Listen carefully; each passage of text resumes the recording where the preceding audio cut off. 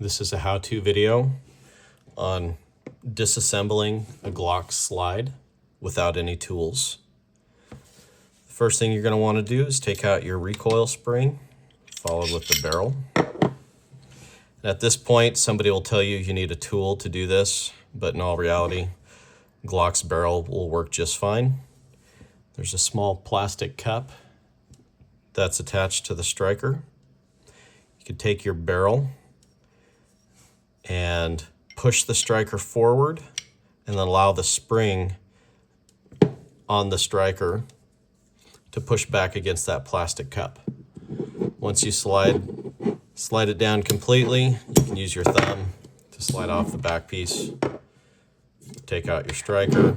Then you can take out your ejector spring, followed by your ejector.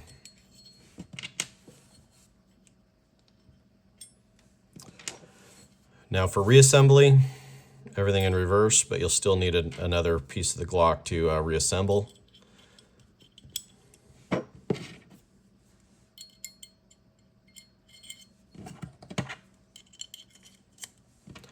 At this point, you can slide this into place, push down the cup with your finger, but then once you get to this, and again, you'll need a tool, or in this case, the ejector on the frame.